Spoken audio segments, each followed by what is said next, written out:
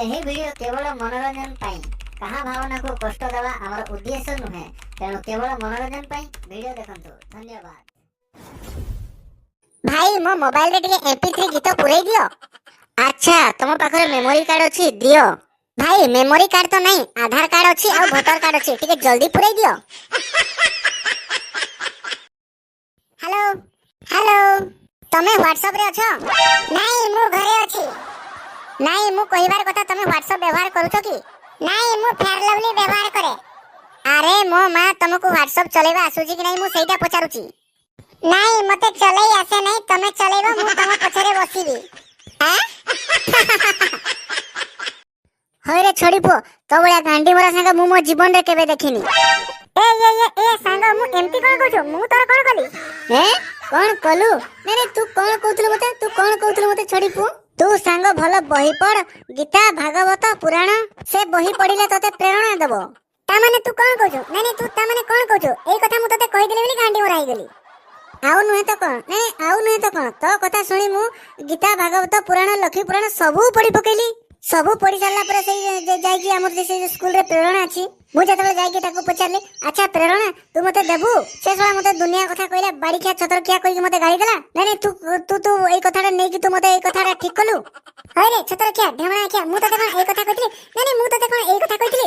ମୁଁ ତତେ କହିଲି ଯେ ଭଲ ବହି ପଢ, ଗୀତା ଭାଗବତ ଲକ୍ଷ୍ମୀ ପୁରାଣ ବିଷ୍ଣୁ ପୁରାଣ ପଢ, ତୋର ଭଲ ବୁଦ୍ଧି ଆସିବ, ତୋର ଭଲ ଜ୍ଞାନ ଆସିବ। ତୁ ଯାଇକି ସେ ଝିଅଟା କହୁଛୁ ତୋର ସେ ଦେବ? ତୋର ଶଳା ପଖତ ବିହାନିଆ ଗଲୁ ଦୋଷ ଅଛି ଆଉ। ଶଳା ତୁ କହିଲୁ ବୋଲି ମୁଁ କେତେ ବହିକି ପଢି ପକେଇଲି। ଶଳା ମାସେ ହେଲାଣି ମୁଁ ସେଇ ବହି ଖାଲି ପଢି ହଉଛି, କେତେବେଳେ ପ୍ରେରଣା ଦେବ। ଆଉ ତୁ ଯା, ମୁଁ ବାଳ ତୋ ସହିତ କଥା ହେବିନି। କଣ କହିବ ଏ ଶଳା, ଖାଲି ତାର ସବୁବେଳେ ସେଇ ଚିନ୍ତା। ଏ ଶଳା ରାଗିକି ପଳେଇଲା, ମୁଁ ଯାଏ ତାକୁ ଟିକେ ବୁଝାଏ ତାକୁ। ଆରେ ଝିଙ୍କ, ତମ ଘର ପାଖରେ ସେ ଶଙ୍କର ଜେଜେ ଆଉ କଣ ଦେଖା ଯାଉନାହାନ୍ତି? ସାର୍ ସେ ଜେଜେ ପୁରା ମରିଗଲେ ପୁରା। କିନ୍ତୁ କେମିତି, କାଇଁ ମୁଁ ତ ଜାଣିପାରିଲିନି ବେ। ସାର୍ ସେ ରାମଦେବ ବାବାଙ୍କର ଯୋଗ ଦେଖୁଥିଲେ ଟିଭିରେ। ତ କଣ ହେଇଗଲା ସେଇଠୁ? ସାର୍ ସେ ଟିଭିରେ ରାମଦେବ ବାବା କହିଲେ ଜୋରରେ ନିଶ୍ୱାସ ନିଅ ଏବଂ ମୁଁ ଯେ ପର୍ଯ୍ୟନ୍ତ ନ କହିବି କେହି ନିଶ୍ୱାସ ଛାଡ଼ିବନି। ହଁ ଇଏ ତ ଭଲ କଥା, କଣ ହେଲା ସେଇଠୁ? ଶଙ୍କର ଜେଜେ ପୁରା ତାଙ୍କ କଥା ମାନି ସେଇଆ କରିଥିଲେ। ହଁ ପୁଣି କଣ ହେଲା? ସାର୍ ସେତିକି ସମୟରେ ପୁରା ଲାଇନଟା କଟିଗଲା, 2 ଘଣ୍ଟା ପରେ ଆସିଲା। ବେ ଲାଇନ କଟିଗଲା ତ କଣ ହେଲା ବେ? ସାର୍ ତାଙ୍କ କଥା ମାନି ଶଙ୍କର ଜେଜେ 2 ଘଣ୍ଟା ପର୍ଯ୍ୟନ୍ତ ପୁରା ନିଶ୍ୱାସ ରଖିଥିଲେ। ଲାଇନ 2 ଘଣ୍ଟା ଆସିବା ପରେ ସେ ଆଉ ନାହାନ୍ତି। ବେ ଟୁଙ୍ଗୁରୁ, ତୁ କୁଆଡେ ଚାଲିଲୁ? ତୋର ଦେଖା ନାହିଁ। ମଉସା ମୁଁ ଯୋଉ କାମ କରୁଥିଲି ମୋ ମାଲିକ ପାଖରେ, ଆରେ ସେଇ ମାଲିକ ପୁରା ମତେ ଗଧ କହିକି ମାରୁଛି, ମୁଁ ସେଥିପାଇଁ ଆଡେ ପଳେଇ ଆସିଛି। ଆଚ୍ଛା ଟୁଙ୍ଗୁରୁ, ତୋ ମାଲିକ ଯଦି ତତେ ମାରୁଛି ତୁ ପଳାଇ ଯାଉନୁ। ଛାଡିକି ପଳାଇଥାନ୍ତି ଯେ ମଉସା, ଏଠାରେ ପୁରା ଭବିଷ୍ୟତ ଅଛି। କଣ ଭବିଷ୍ୟତ ଅଛି କହିଲୁ ଦେଖିବା ଟୁଙ୍ଗୁରୁ? ମୋ ମାଲିକର ଗୋଟେ ସୁନ୍ଦର ଝିଅ ଅଛି ମଉସା। ସେ ଯେବେ ଦୁଷ୍ଟାମି କରେ ମୋ ମାଲିକ କହେ ତାକୁ ତୋ ବାହାଘର ଗଧ ସହ କରିଦେବି। ତ ସେଇଠୁ କଣ ହେଲା? କେବଳ ସେଇ ଆଶା ନେଇ ପୁରା ମଉସା ଏଠି ମୁଁ ଗଧ ହେଇ ଅଛି। ମା ଗୋ ମା, ଘରେ କିଏ ଅଛ ମା? ଭିକ ଗଣ୍ଡେ ଭିକାରୀ କି ମିଳୁ ମା? ଆରେ ମା, ଭିକାରୀ କି କିଛି ଖାଇବା ପାଇଁ 2ଟା ମିଳିବ କି ମା? ମା କିଛି ଖାଇବାକୁ ଦିଅ ମା। ଆରେ ରୋଷେଇ ସରିନି, ଆଉ ଟିକେ ପରେ ଆସ ତମେ। ଠିକ ଅଛି ମା, ମୋ ଫୋନ ନମ୍ବର ରଖ, ତମ ରୋଷେଇ ସରିଲେ ମତେ ମିସ୍ କଲ୍ କରିଦବ, ତାପରେ ମୁଁ ଆସିଯିବି।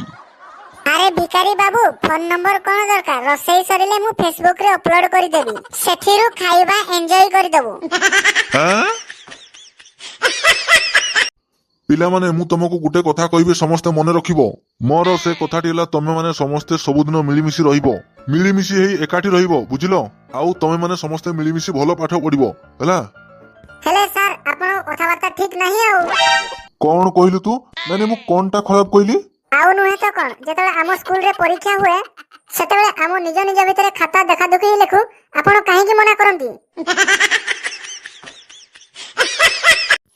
ମମି, ମୁଁ ଆଜି ରାସ୍ତାରେ ଯାଉଥିଲା ବେଳେ ଗୋଟେ ଟୋକା ମୋ ଗାଲରେ ଚୁମା ଦେଇଦେଲା। ଯଦି ଝିଅ ତତେ ସେମିତି କଲା, ତୁ ତା ଗାଲରେ ଚପଲ ଖୋଲିକି ସେକି ଦେଲୁନି। ମମି, ମୁଁ ସ୍କୁଲରେ ପାଠ ପଢିଥିଲି, ଠିକ ମୋର ସେଇ ସମୟରେ କି ମହାତ୍ମା ଗାନ୍ଧୀଙ୍କ କଥା ମନେ ପଡିଗଲା, ଆଉ ତାକୁ ମୁଁ ମୋର ଆଉ ଗୋଟେ ଗାଲ ଦେଖେଇଦେଲି। କଣ କହିଲୁ? ଆଉ ଗୋଟେ ଗାଲ ଦେଖେଇଦେଲୁ? ହେ ଭଗବାନ।